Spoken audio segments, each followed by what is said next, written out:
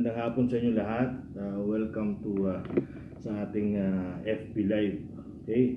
So pag-uusapan natin for today is about hazards and risk management. Okay? So welcome. I would like to acknowledge those who are already watching us live right now. Okay? Kasi bakit importante, bakit gusto nating i-push through itong hazards and risk management? In the first place, kung alam nyo yung responsibility of the employer at saka yung mga i-delegate niya sa ating workplace to manage the safety and health of the workplace. Okay? So, paano ba natin i-manage yung safety and health sa workplace? Of course, by managing hazards and risks. Yan lang namang problema ng safety. Okay? So, just stand by for the meantime. So, kumusta na yung inyong holiday? Do you have...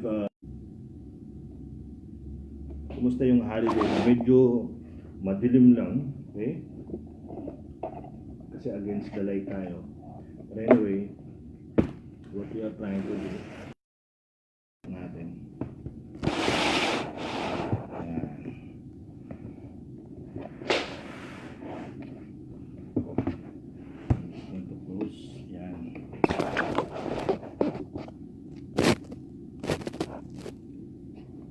Okay, so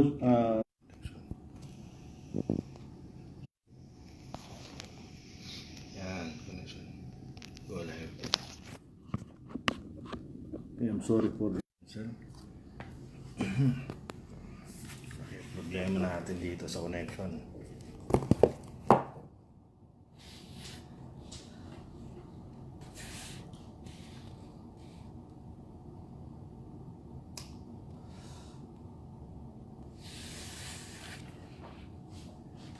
Yan, okay.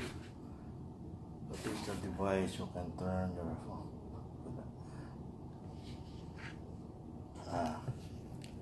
Sorry kasi nag-charge tayo eh. Ang problema ko.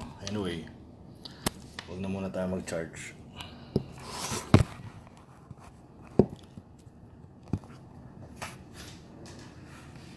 Okay, sino ba dito yung mga interesado dun sa topic natin pag-uusapan for today? Paki-comment na lang kung interesado kayo, paki-type 1, okay? Pakilagay na lang yung number na 1 kung interesado kayo for this course. Pasensya na kayo kasi nagpaikot-ikot yung ating video dahil medyo yan. Okay. Sige, paki-comment na lang yung mga interesado dun sa ating topic. Otherwise, we're not going to talk about this topic. Isinishare ko lang sa inyo because para sa akin kasi there's nothing important in our profession. There's nothing more important in our profession other than hazards and risk management. Kasi, again, pag-usapan natin ang roles and responsibility of a safety professional. Okay? Yung safety man na tinatawag natin, whether you try to look at yung tinatawag nating International Labor Organization, OSH 2001, ILO OSH 2001, yung regulations na yan, if we are going to talk about it, okay, and as well as yung DOLE nating OSHS, same pa rin yung sinasabi, okay? Same pa rin yung sinasabi about the roles and responsibility.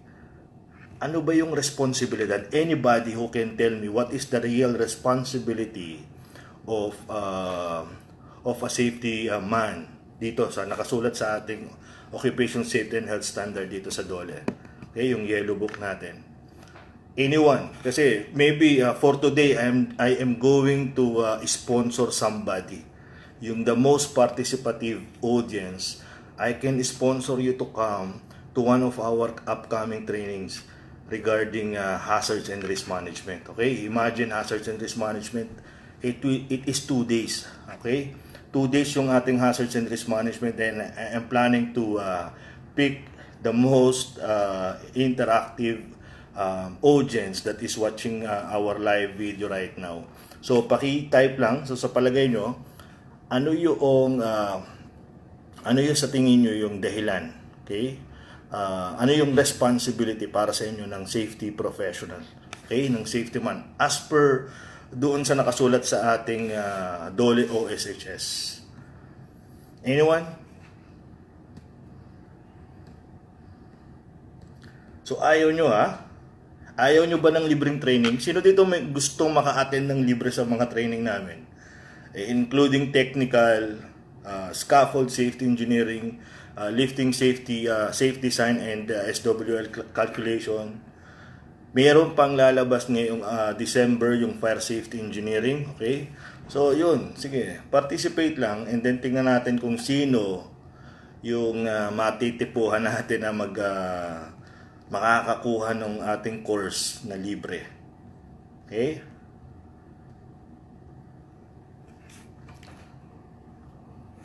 Anyone? So wala, okay. Anyway, ayan, si Asejo Concepcion Listangco, paano yan? Siya na lang ba yung mananalo?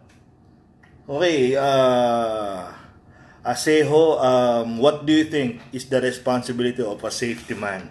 As per dun sa nakasulat sa atin sa DOLE. Hindi nyo na kailangan sabihin pa kung anong clause o kaya anong section nakasulat. Basta sa tingin mo lang, based on your own words, hindi na natin kailangan na literal kung ano nakasulat doon. Ano yung pagkakaunawa nyo regarding the roles and responsibility of a safety man or a safety officer. Okay? So what do you think? Any other else na gustong makakuha ng libre? Asejo Concepcion Listangco, you are coming from saang area kayo, sir? Anong location natin? Pwede. Sabi ko nga, if I ask question, just you answer it correctly. The most number of answers na meron kayong maibibigay or may i-type dyan na tama, base dun sa mga tanong natin for this live video, you can have your own choice of training doon sa technical natin at saka doon sa advanced, maliban na lang doon sa management. Okay? Si Seho is coming from Bicol. Okay, so at least kung makalibre ka ng training, pamasahin na lamang yung sasagutin mo, di ba? Anyway, let's go back. Prior to that, walang gustong sumagot. Anyway, bakit hazards and risk management ang ating gustong i-point out, okay? Ating i-topic for today. Ang rason kasi, ito yung ating pinaka objective as a safety officer.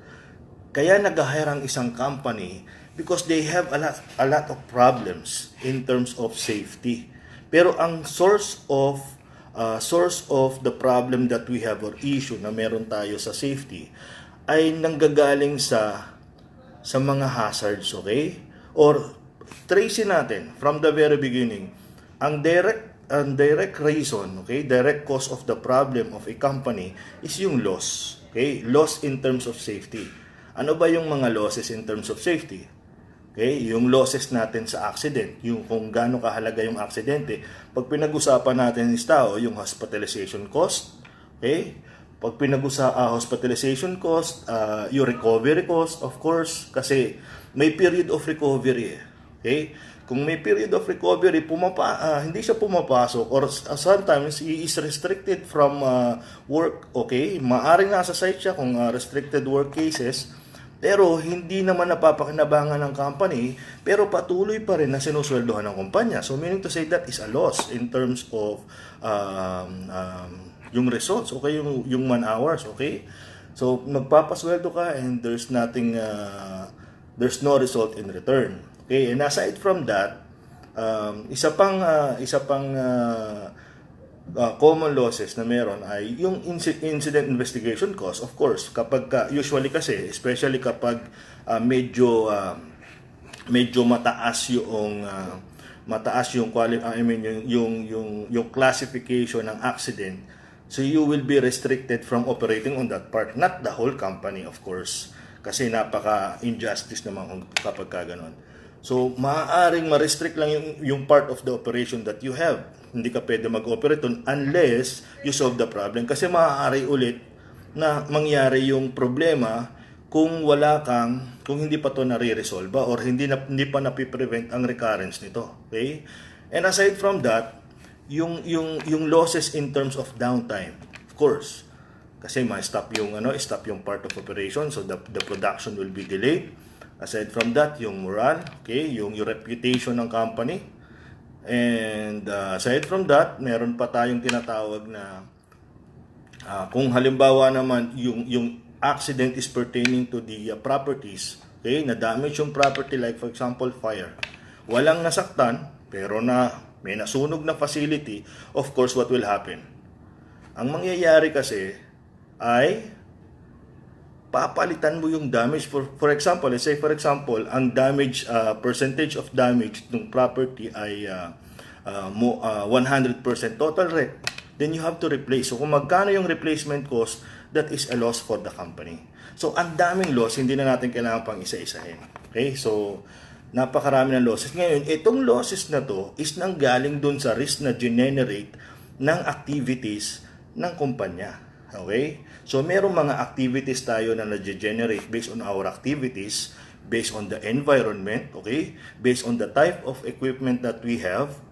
So yun yung mga sources of hazards, okay? Yan, bago tayo magpatuloy, to ensure the safety of workers and losses of company. Of course, this is a very good one from Eric Labao. Okay, you have 1 point. Etong si Aseho, bago lang po ako, kakatapos ko lang mag-training ng coach and first aid. Okay. But anyway, nag-training ka na ng coach, of course, you are supposed to have some idea about safety. Okay? Nag-first aid ka pa, so that is another advantage aside from those who only took the basic training for construction or for general industry. And main reason, sir, ng safety para maiwasan ang accident sa site, then para ma-ensure din po na magiging successful ang project pag walang casualties or accident. Kaya po may safety officer din maghanap hazard sa site para safety po ang mga workers. Okay, that's good. Actually, that's great. Pero ito lang yung wag natin kakalimutan. When we are talking about safety, we are not only pertaining to the people, okay? Safety of the people. Safety of the company as a whole. Kasi may mga properties yan po protektahan natin. In the first place, walang kumpanya na nagtayo ng business, okay? Na ang main agenda or main objective is to earn profit. Ang gusto niyan kumita, of course, definitely. Kaya huwag kayong magtataka. May mga time na sabihin nila ayaw gumastos ng company sa safety. May rason kung bakit ayaw gumastos. And that is a very, very tough thing to understand, okay? Hindi ibig sabihin nun ayaw nila ng safety. It's not about the concept of safety that they don't like, but the way how they are going to comply with what you are trying to impose to them, yun yung problema. Okay? So, balikan natin yung point na pinag-uusapan natin about the losses. So, yung losses is due to the risk generated. Kaya nagkaroon ng losses because of the accident. Accident was triggered by the risk generated by your activity. At yung risk na yun is coming from yung level of risk, consequences, and probability na nangyari yung aksidente is coming from the hazard. Okay? Yung hazard kasi ang problema ng ating company or ng safety. Walang ibang problema ang safety kundi hazard. Ang problema ito, how will the people in a team or in the department ng safety, how will they are identifying the problems? O ano ulit yung problema? How will they are identifying the hazards? Okay? Pag pumunta tayo sa mga ordinaryong trainings that we have here in the Philippines, ang ituturo sa atin, what are those hazards in construction? Sabihin lang natin, enumerate natin yung electrical hazard. What else? Tripping hazard, falling hazard. Ito daw yung mga hazard. Actually, these are categories of hazard for your information, my friends. Kasi hindi pa ito yung hazard. Yung hazard supposed to be is not that big. Kailangan specific. Okay? Ano ba yung mga causes of tripping hazard? Okay, what are those things that we have in the list of tripping hazards in a workplace? Ano yun? Uneven surface, of course. What else? Trailing cables. What else? Scattered materials. Di ba? Ito yung sinasabing hazard. Ang problema, pag-identify pa lang ng hazards, hindi na natin alam. Okay? So, do you think, tama ba? Yes? Sigurado ba kayo that you know how to identify the hazards? Now, this is another question for hazards and risk management. Ito yung ating main roles and responsibility. Main role and responsibility ng safety or safety man. Especially here in the Philippines, it was mentioned in 1047.2. Okay?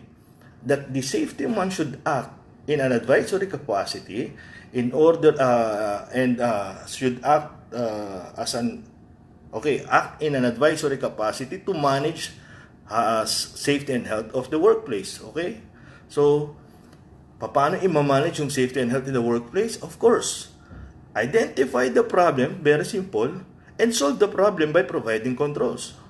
Now, kapag hindi mo na-identify ng tama yung problem, of course, yung sets of solutions, yung controls, will not be appropriate for the problem. Okay? Or to solve the problem. Hindi yun appropriate for sure. That will be your, yun yung magiging kahinaan ng safety ng company mo. And that is one of the reason kung bakit yung, usually yung recommendations ng mga safety team dito sa Pilipinas, hindi ito pinapanigan or pinapaboran or pinapriority ng mga companies because of course they are assessing whatever you said. Kung ano man yung i-propose nyo, hindi naman yan pinropose mo automatically, sasabihin nila na okay, dahil sinabi ni safety, tama na yan. They will assess it, of course. Ano ba sa palagay mo? Ito bang recommendations na to is maganda or hindi? They can weigh things, okay? Kung bagay ba sa company, pwede ba sa company, it will be beneficial for the company or not. Ngayon, if it will not be beneficial for the company, of course, what will happen? Are they going to agree? Will they agree on that? Di ba hindi? So kung hindi to beneficial for the company, of course, these managers who have an executive responsibility, they will not allow things, okay, to compromise the main objective of the company or of the business. Okay? Yes, gaya po sir ng mga maliliit na project para may profit po sila, di na po sila nag-hire ng safety officers. Okay? Well, it's their choice kasi meron naman tayong mga sinusunod from DO16 and DO13. Kung pumasok dun sa scope, they don't need to have a what do you call this one? A full-time safety officer, then that's their choice, okay? It's up to them how they are going to manage the problem.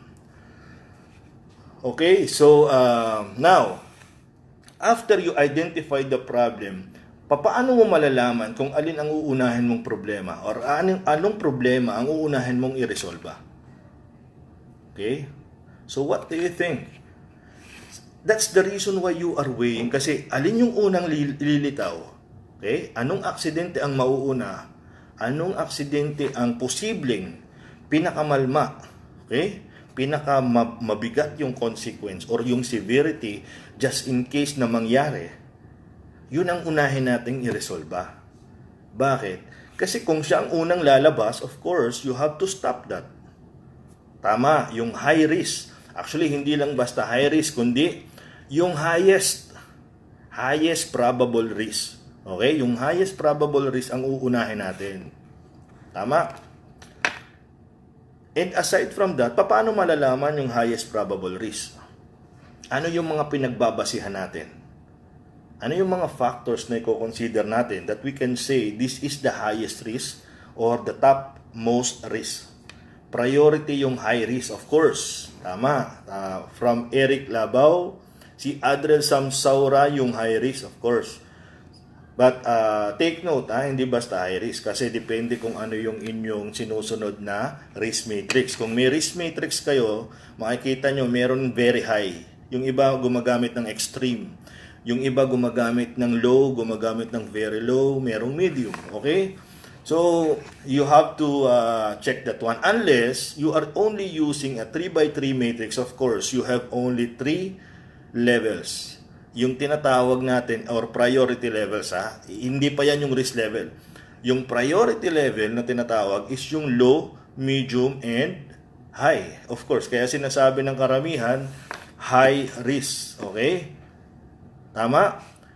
But, if you have 5x5 matrix, meron ka ng very high, okay? And then you have very low. And dun mo ibabase kung alin yung acceptable level para sa company nyo. Correct? So now, this is the point. Paano natin malalaman na high risk siya? Let's try to make an example. Kunwari, meron tayong example na, ang example natin ay fall from heights, yung probable scenario. Ang rason kung bakit sila mahuhulog, there is a working platform, elevated platform. Let's try to look at 3 meters, okay? 3 meters yung elevated platform, wala siyang railings. And people are not wearing. Initially, when you are going to assess the level of risk, huwag mo muna i-consider na meron ng mga sets of controls.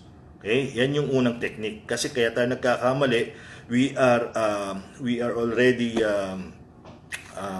putting ourselves when we are trying to do the assessment na meron na tayong existing yan. Yung existing, dun mo lang siya gagamitin sa reassessment ng residual. Okay? Kung wala tayong let's say we have a working platform, elevation is 3 meters, and then wala tayong railings, and then wala rin syempreng safety harness.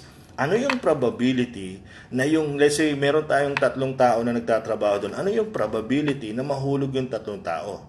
Ano yung chance? Okay? Ano yung mga factors na i-consider natin sa likelihood or probability? Okay? So, ano yung mga probability? So, may mga factors tayo. I'll give you the 3 factors.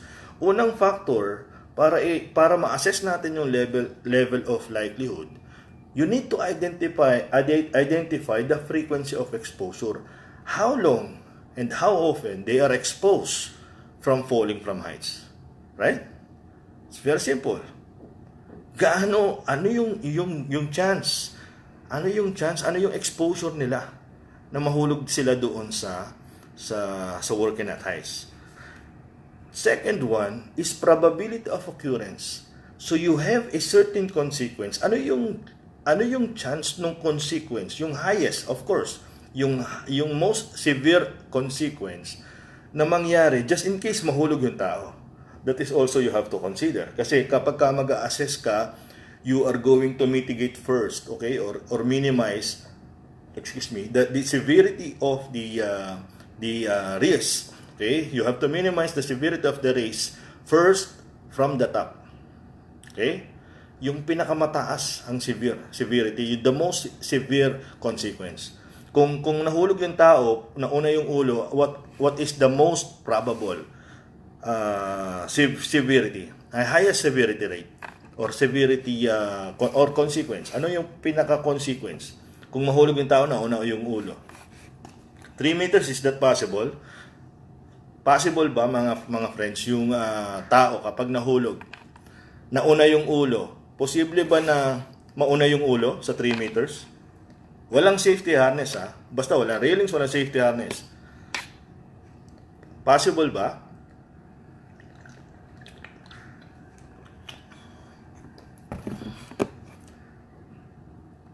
Okay, yes. Tama, may suggested weight limit. When we are trying to assess, once again, okay, we do the risk assessment, disregard muna lahat ng controls. Yung mga admin controls natin, sinasabi natin suggested weight limit. Natumba lang. Let's say, for example, nagkaroon ng nag-trip or na-slide, nadulas, nahulog yung tao, posible ba mauna yung ulo? Or posible bang mamatay yung tao sa 3 meters? So kapag posible, that will be your severity, fatality, or death. Okay? You have to consider, kung 3x3 matrix ka, so 3 na kagad yung iyong severity, automatic. Kung 5x5, 5 na kagad yun, that is the highest Yung fatality, meron pa bang mas malma sa fatality or death? Meron pa bang mas malma sa death? Di ba wala na? Okay, so ngayon, posible yung death sa 3 meters. Ngayon, ano yung chance na kapag nahulog yung tao na mamatay? Okay? Pwede bang mahulog yung tao na hindi naman nabalian? Pwede bang mahulog yung tao na medical treatment lang or first aid lamang yung treatment? Pwede bang mahulog yung tao na makonsider na LTI or restricted work cases or temporary disability? So, kung ano yung mga probabilities, yan yung tinitingnan natin sa probability of occurrence. Okay, so that is the second factor that you are going to consider in identifying the risk level, the likelihood level. The third factor that you are going to consider, gaano karaming tao ang posibleng mahulog from that height, okay? At magkaroon ng possible na fatality. Kung tatlo yung nagtatrabaho, lahat sila unprotected, okay? Lahat sila at risk. So, 3 tao yung at risk. Ilan ang porsyento out of the total number of people working? That will be your workforce percentage. So, that is another factor that you are going to consider. So, hindi ito hinuhulaan. Ito yung problema eh. Usually, kapag naglalagay tayo ng risk level, okay? Pag naglalagay tayo ng risk level, iba-iba pa nga yung pangalan or tawag na sa ating likelihood or severity.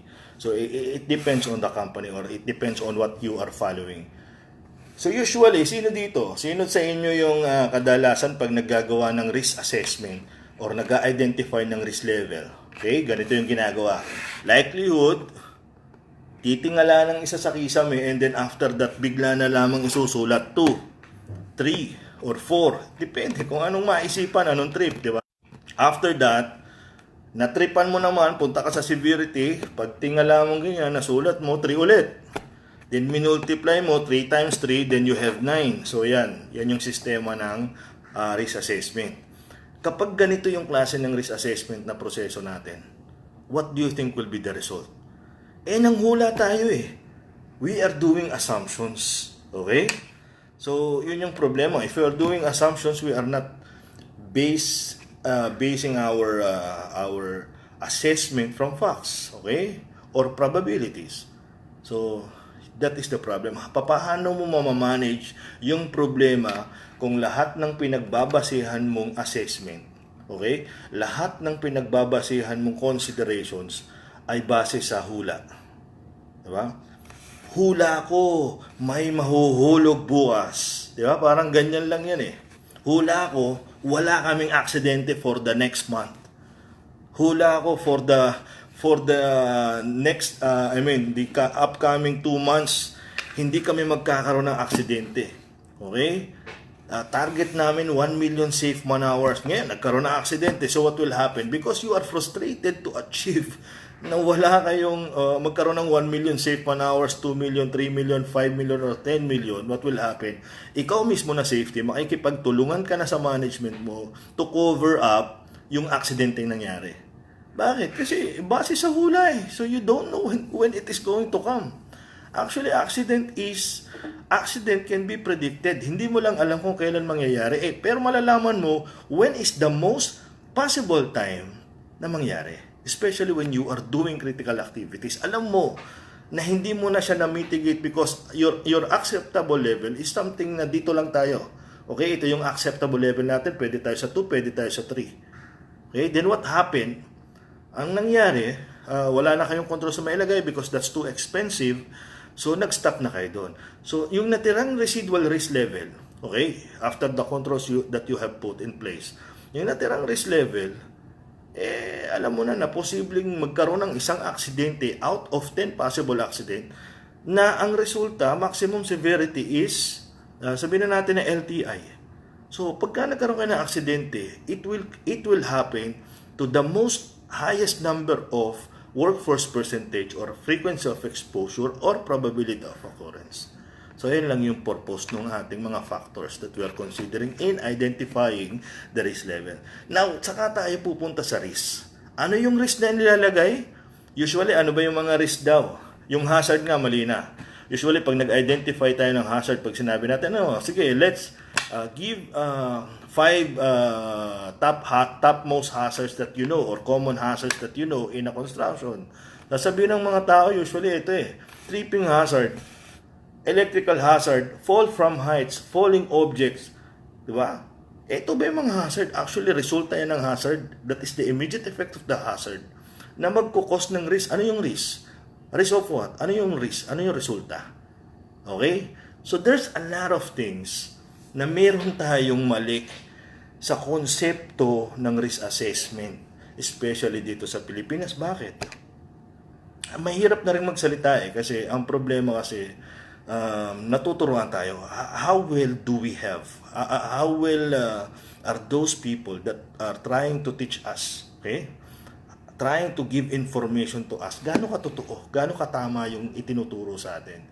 Na even, sabi nga natin, we don't need to base. Hindi na natin kailangan consider pa na kung saan ba galing standard yan. Ano standard yan? Standard ng OSHA, standard ng ano. Tingnan na lang natin, mag-analyze na lang tayo. Alin, based on common sense na lang, CS. Okay? Common sense. Pwede bang ang risk assessment hinulaan lang? Ang risk level hinulaan? Okay? Pwede ba? Of course, yes. Yeah. Adrel, SAM, SORA, di ba? Hindi pwedeng hulaan lang. Ang problema, tingnan natin. Tingnan natin ang rotation. How do we have those people presenting or speaking in front of us kapag nag-training tayo ng mga training regardless of LCM yan, SPA or TOT, yung mga prescribed trainings. O kahit ano pang training na pina-in-house nyo. Of course, gagawa ng paraan ng mga STO yan na magkaroon sila ng materials to present on you. Ang problema, sino mag-speaker? Paano maging practitioner dito sa Pilipinas? So, who is, first thing, sino ba yung qualified maging speaker? Of course, practitioner, di ba? Paano maging practitioner? Kung ikaw ay engineering graduate, you just need only 3 years of experience or practice here in the Philippines. Nagkataon nag-practice siya, of course, nag-practice siya doon sa, hindi naman masyadong established yung company. He learned from his mentor sa mga senior niya doon sa company na yun. What if ang natutunan niyo from those experience is mali? Okay? Ineffective na lang. Huwag na natin sabihin mali. Baka sabihin naman nila, bakit? Tama ka ba? Tingnan na natin yung effectivity or efficiency. Kunwari, mali yung or hindi effective yung kanilang natutunan. Hindi gumagana. Sila yung mga tao na palagi nagsasabi na problema, wala kasi suporta yung top management, umasa lang tayo sa batas. Actually, we don't need to rely on the law that the government is going to put up in place. Hindi na natin kailangan yun. Alam ng mga kumpanya ang rason kung bakit kailangan nila sumunod sa safety. Ang rason is to give them more profitability. Okay? So, ang problema, mali yung experience, pero natapos yung 3 taon. Okay? Now, he become qualified to apply for being a practitioner. Naging qualified. So, nakapag-apply siya ng pagiging practitioner and then after that, ipapanel interview. Pero, tingnan natin sa palibot. Ano naman yung competence level ng mga nagpapanel interview? Of course, kung makikita mo, hawa-hawa na lang yan Yung level nila will be the same level of those people na nag-a-apply for for being a practitioner. And after some time, makapasa. Once nakapasa yan, this is the most dangerous part. Once na makapasa yan, they now have the license to conduct a training to become a speaker. Okay? Ano na naman yung materials? Ito yung problema kasi pwede mong basahin ang isang statement nang iba yung iyong interpretation. And then sa isang tao, iba rin yung interpretation. Kaya nga kahit pare-parehas ang materials nila, kung mapapansin nyo, parang mas magaling yung isa kaysa doon sa kabila. Di ba? Yun yung problema. But hindi natin kailangan isisi doon. Ang point lang natin is, it's about time. It's about time for us to move forward. Okay? That's the reason why gawin na lang natin, those are basic information. And then we introduce the advanced or more advanced information that is more effective if you're going to use that in your workplace. Basta't ang aim natin, napakasimple lang. You have to make sure na masolve yung problema ng safety by providing sets of solution. Best practical solution. Okay, napakahaba nung hazards and risk management, of course. Napakahirap ng proseso. Hindi simple. Ngayon, ang point dyan, if you can identify, ito yung point na kailangan natin i-consider or alalahanin. If you can identify 90% or more than 90% of the hazards that may be present in your workplace, okay? 90%. 10% na lang yung chance na magkaroon ka ng accident. Okay ba sa'yo yun? Kanino? Sino dito yung okay na yung 10%? Okay? O gusto, sino dito ang gusto 100% ng hazards are identified? Is it possible? Possible ba yung 100% of hazards can be identified? The problem is, sabi ni Adriel, the problem is yung instructor itself hindi competent on the standard or at least qualified to teach. Of course, as I have said, hindi naman natin nila lahat because there are some speakers or instructor na competent naman. May experience, okay? Yun nga lang, kinakain na lang ng sistema, of course. Agree ako dyan, okay? Kaya yung mga maling concept, how to tackle hazard and risk assessment as a whole, okay? Good thing that you initiate based on my observation, you are most competent. Hindi na natin kailangan sabihin, basta tayo, when we are trying to deliver something, we will base, kung ano yung sinasabi natin, we will base na lang doon sa common sense. Kasi para mas meron tayong common frequency kung saan tayo mag-meet. Hindi natin kailangan because sinabi dito sa 29 CFR 1926, okay, OSHA standard yan, yung Code of Federal Regulation for construction. Pwede naman natin tingnan doon. But most of the time, ang kailangan natin tingnan is yung practicalidad. I'll give you an example. Ito palagi ko na lamang, paano naging solusyon? Ito ha, simpleng-simple lang. Sino makakapagbigay ng tamang sagot dito? Paano naging solusyon yung visibility vest sa construction kahit daylight? Para saan ba yung visibility vest?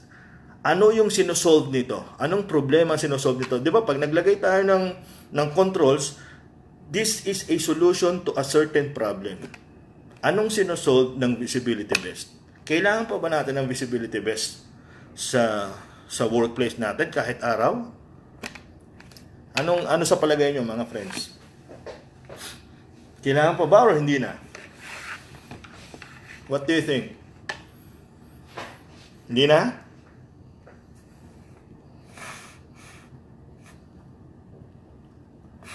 Anyone? Kasi kung tutusin, ito yung point ko, bakit ko tinatanong.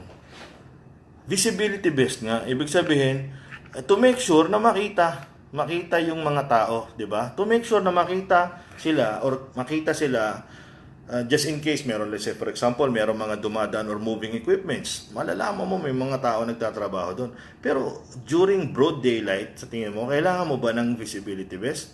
Or is it just part of the tinatawag nating formality para maipakita to show na merong safety sa workplace? Ngayon kasi kung hindi siya parte ng problema or solusyon ng problema, kasi problema mo lang naman, hindi mo makikita ang isang tao or maaaring hindi mo siya mapansin kapag siya ay naka-camouflage, of course, right? Kung naka-camouflage siya, of course, kailangan na yan ng visibility vest, merong something na reflector, okay? Aside from that, kapag madilim, hindi naman maliwanag sa construction. Okay? Ngayon, sabihin na natin, sinasabi ng iba, kasi pag pumunta daw doon sa mga underground basement, well, do you think you have one? Ito lang, 100% ng workers naka-visibility vest. Ang pupunta lang doon sa mga underground basement, o usually, do you think that is also 100%? Kasi ang point ko, if you have a chance to save from PPE, of course, save it. Do not issue PPE kung hindi naman nila kailangan because the PPE is the most expensive control in the hierarchy. Okay? Hindi natin ginagawa yung safety dahil nakakaugalian na ito na yung minana ko sa senior. Pero ang problema, Kapag hindi mo alam kung para saan yung tinatawag nating controls na yan or yung PPE na yan, of course, hindi mo siya kayang i-depensa sa management. O sige, sasabihin mo, narinig ko kay Larry King, hindi na daw kailangan ng visibility vest kasi araw naman, kitang-kita. Pero pag tinanong ka, bakit? Hindi, sinabi niya eh. Pag ganito lang din yan eh. Pag sinabi, nakita mo sa, at 6 feet, kailangan daw mag-safety harness. Sino may sabi? Sabi ni Dole yan sa standard eh. Requirement ng Dole yan eh. Di ba? Ay ngayon, tinanong ka, bakit ba ni-require ng Dole? Ano yung purpose? Oh, sorry. Okay. Bakit ba ni-require ng Dole? Do you know the reason? Okay, sabi ni Eric, para sa akin, sir, hindi na kasi visible naman sa umaga eh. Diba? Tama yun. Visible naman sa umaga. So what is the purpose of having visibility vest? Sabi naman ni Dax, may tama ka, sir. Kaso, malaki pa yung 10%. Diba? Pwede 5% lang. It depende ngayon sa company mo. Yung sinasabi nating 10% is yung identification of hazard. If you can identify 100%, why not? Pero sa tingin mo, kung manghuhula ka or mali-mali yung proseso of identifying hazard, makukuha mo ba yung 90%? O yung sinasabi mong 95% das? Sigurado ka ba sa identification mo na tama? Di ba? So, malaking question yan, malaking question mark. Kung paano natin malalaman kung 90%. Okay? Kaya nga kapag nagpalit tayo, di ba usually kapag nagpalit tayo ng method of work, then we do the risk assessment again. Bakit? Kasi baka may mag-exist na hazard na hindi na-identify. Yun ang point. Okay? To make sure na 100% makuha mo. Ang problema lang, sabi ko nga kung ang sistema mo to identify hazard is just putting tripping hazard, okay? Sleeping hazard, electrical hazard, chemical hazard, okay? Anong chemical hazard? How you are going to solve chemical hazard? Refer to MSDS. Ano i-refer ko sa MSDS? Storing? Handling? Anong parte sa handling? Paano yung handling kapag summer? Ano yung handling kapag outdoor, indoor? 'Di ba? Ano yung kailangan kong measurement na kailangan ko i-consider? Ano yung containment? Paano ko siya i-travel? These are the things, pero hindi natin pwedeng sabihin ang controls nila, lagay lang natin or administrative control is refer to MSDS. That is BS. Of course, right? Sabi ni Jonathan Aquino, visibility vest not needed for workers. Visibility vest only highly recommended for flagmen o kaya yung mga riggers. So, ang problema ngayon kinu-question natin. Bakit sa Pilipinas, you try to look around. Kahit saan dito, okay? Kahit saan dyan mga construction site. Ha? Try to look around you. Kahit sa construction site, makikita mo that you have every workers in a company, construction company, nakasuot ng visibility vest. It's a must. Kahit nga safety na, naka-vest pa, di ba? Hey Jay, hi Jay. Thanks for watching. Okay? So yun, siguro si Jonathan, sabi ni si Jonathan, traffic controllers para sa akin lang. Flagman, riggers, or traffic controllers. Siguro si Jonathan is working from abroad, right? You are not working here in the Philippines. Kasi dito sa Pilipinas, usually, makikita mo talaga mga tao, yung mga workers nila automatic, naka-visibility vest. But if you are going to calculate, this will become loss of a company. If you're going to calculate, it's not serving the purpose, okay? Solving a problem, a specific problem. Then gumagastos yung company mo. Retention period is 6 months. How many vests are you issuing? Okay? Kung nag-i-issue ka ng 2 vests for 6 months, then you are issuing 4 vests in 1 year. In 1 year, gaano yung cost? Then you have 1,000 people, you just multiplied. Kunwari yung cost is 60 or 50 pesos, times 2 in-issue mo for the first 6 months, and then another 100 pesos. Okay? So 200 pesos for 1 year. In one year, okay? Per person. If you have 1,000 people working, yung workforce size mo is 1,000 workers. 1,000 multiplied by 200 pesos is how much? That is 200,000. Yung project mo will stay for 5 years. Multiply by 5 yung 200,000. Di ba? That's 1 million. 1 million only for vest. Solving nothing. Eh, hindi naman naiwasan yung aksidente dahil sa nag-vest, di ba? Okay, so yun yung point.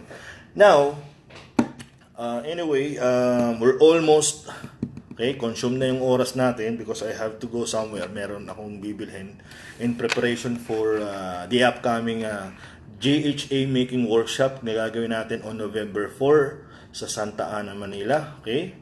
Itong GHA making workshop, yung actual na workshop kung paano gumawa talaga ng GHA. Kasi ang problema kasi, usually ang nakikita ko, kaya naman kasi na nagkaroon tayo ng ganitong konsepto to deliver this type of course. Kasi ang dami ko nakikita sa Facebook groups na sasabihin nila, paano ba gumawa ng GHA first timer?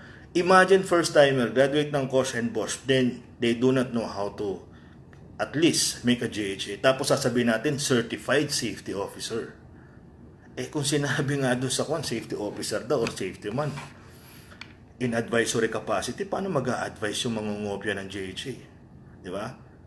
Eh how the hell we are supposed to create a GHA? That is a big question mark. Paano ba talaga gawin yun? Ano bang purpose? Una-muna, para malaman mo kung paano gawin, you should know how to ano ba yung purpose sa natin gagamitin yung GHA? So alam natin, meron tayong tinatawag na method of work or methodology of work or method statement. Depende sa company mo kung anong tawag nyo dyan. Okay? Kung ang tawag nyo dyan is method statement, method of statement, work methodology, or job steps, or whatever. Okay? So kung meron tayong job step, now, the reason is, in every sequence of the job, a risk may be generated. Ngayon, lalabas ngayon yung problema. Paglabas ng problema, the question is, how are you going to solve the problem? How are you going to prevent the problem from popping out during that step? Ano yung mga kailangan natin gawin? So, dito papasok yung GHA. So kapag, let's say for example, magwe-welding, ano yung first sequence? Mobilization of equipment. During mobilization, ano yung mga risks na ma-generate? Well, pwedeng improper manual handling yung resulta, di ba? So bakit magkakaroon ng improper manual handling? You have lack of resources. Yung equipment is too heavy for a person, for one person. Di ba? Yan yung mga rason. Overloading, overweight, lahat na over. Ito yung mga hazard, okay? Overloading in terms of equipment. Let's say for example, you have a 3-ton crane, forklift. Then kakargahan mo siya ng 2.5 ton na load. Itataas mo pa siya ng more than half of the extension ng hydraulics. Do you think that is not overloading? So overloading is your hazard, okay? And the probable risk is pwede magkaroon ng tip over resulting to damage of the equipment and ano yung pwede ma-damage? Yung load, right? Tama? Okay, so thanks sir. Sabi ni Glenn, ni Lalin, and then Eric, tama sir. Incompetent crew, of course. Incompetent crew is one of the hazard. Okay, na meron palagi. Tinatawag natin incompetent personnel or incompetent person. Hazard yan. Okay? Or yan. Unsecured materials while loading and unloading. Of course, unsecured material. Okay, o kaya hindi balanse yung load distribution doon sa equipment natin. Pero yun yung point, of course. We cannot go further anymore kasi medyo late na rin. Thanks for joining us, okay? Yun nga yung rason kung bakit natin in-initiate yung GHA. Actually, we have a lot of things na in-initiate natin para kasi masuportahan. Actually, ang purpose kasi, I want to help as much as many people or many safety professionals like you. Kasi total, hindi na rin naman ako nagpa-practice ng safety. Gusto ko mas makatulong. Okay? In a way na parehas tayo, balance lang. Magkatulungan tayo, and of course, mai-share ko yung aking experience, yung aking natutunan when I was struggling from the very beginning of my career. Dumaan din ako sa proseso, okay? Parang gusto ko na talaga sumuko that time, okay? Then mahirap din eh. Okay? Nahirapan ba kayo? Ang hirap kasi mag-convince ng management, right? Ang hirap kuhanin ng tiwala. Of course, ito yung point mga kaibigan. Hindi talagang matigas ang ulo ng ating management or ng ating mga workers. Ang problema lang, they are choosing the right person to trust. Sino yung dapat pagkatiwalaan natin? 'Di ba? Sino yung dapat natin pagkatiwalaan? Ang pagkakatiwalaan natin yung katiwa-tiwala, kagalang-galang, karespe-respeto. Gaya ng sinabi ko doon sa post ko, right? So kung ikaw ay mapapagkatiwalaan, pwede kong iasa, okay? O pwede akong dumepende sa mga solutions or sets of solutions mo because you know a lot of things na talagang makakatulong para ma-ensure yung safety ng workplace or ma-manage yung safety ng workplace. Of course, I will listen to you. Pertaining kunwari ako yung top management, okay? Or decision maker, project manager, maniniwala ako and I will trust you, of course. You will have my commitment and support. Pero, kung ikaw yung klase ng tao na wala ka ng, pag tinanong ka, okay, kailangan gawin natin to. Bakit? Kasi, sabi ni Dole. Bakit sinabi ni Dole? Nakasulat yan sa DO16, DO13, or sa OSHS. Bakit siya nakasulat doon? Ipaliwanag mo. Hindi naman may paliwanag. Basta, requirement ni Dole. Parehas lang din yan ng requirement ng mga Dole, okay, ng Dole, na wala rin kapaliwanagan para sa atin. Why in the first place, those people who work abroad, okay, yung experience nila, bakit hindi pwedeng i-consider as another experience here kung magpa-practice sila sa Pilipinas? What's the difference between safety in the Philippines and safety in other country? Nasaan yung sense? Because the reason is, it's very simple. Kaya ganun yung sistema na meron tayo dito because common sense is not common nowadays. But anyway, for those who are willing to learn from us, of course, from me and from the rest of my team, kung gusto nyo, you can join us on Sunday, November 4 sa Santa Ana, or you can just message us on our Facebook page. Join us in JHA Making Workshop. Ito na yung talagang pag-uwi mo, masasabi mo na nakagawa ka first time ng sigurado kang job hazard analysis. Okay? Na inanalyze. Okay? Inanalyze. Iba yung diferensya ng assessment at saka analysis. Okay? So, if you like, you can come para doon sa mga naka-register na. Actually, meron na tayong more than 20. Meron lang tayong some slots remaining. Okay? If you still like, you can come with and join us para doon sa JHA Making Workshop. So, ito yung workshop type training na tuturuan talaga ako paano gumawa ng JHA from the very beginning. Okay? And yung upcoming natin, hazards and risk management. Right? Anyway, do you have any question bago tayo mag-close? Ito sabi ni Eric, ni Lex na road yung property damage. Okay. Eric Labaw, thanks for sharing. Lex, sir, dagdagan mo yung time mo, bukas ka na lang po bumili. Okay, actually kailangan ko yun. Kailangan ko bukas yun ng umaga, kaya kailangan ko lumabas. Actually kasama ko yung family ko. Malamang naghihintay na rin. Anyway, so shout out sa lahat na nag-join sa atin, kay JC Angustin, kay Jay Flores, kay Albert Charity. Ito big time na to ng Qatar eh. Dating mga yan, ayos yan, sir, sabi ni Albert. Okay? So kung wala na kayong tanong, I think we have to go. Siguro next time medyo habaan natin at pasensya na rin kasi in the last few weeks hindi ako makapag-live. Na-miss ko na rin mag-live, so sabi ko at least meron akong 1 hour to do this live video or live discussion. Next time, tingnan natin kung makakapag-dig deeper pa tayo yung mga importante. Pag-usapan na lang natin yung mga importanteng bagay, yung mga less important, yung mga less priority na mga topics, saka na lang natin pag-usapan. Yung mga technical, medyo madugo. Mahirap yun, hindi kakasya sa isang oras. But I am just trying to do it the best way I can para ma-share sa inyo kahit mga paunti-unti sa technical. Okay?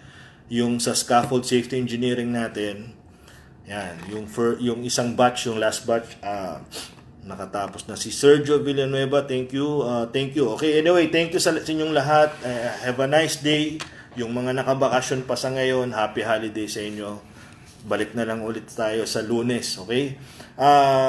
On Sunday, again, I'm trying to invite everybody. Join us in JHA Making Workshop.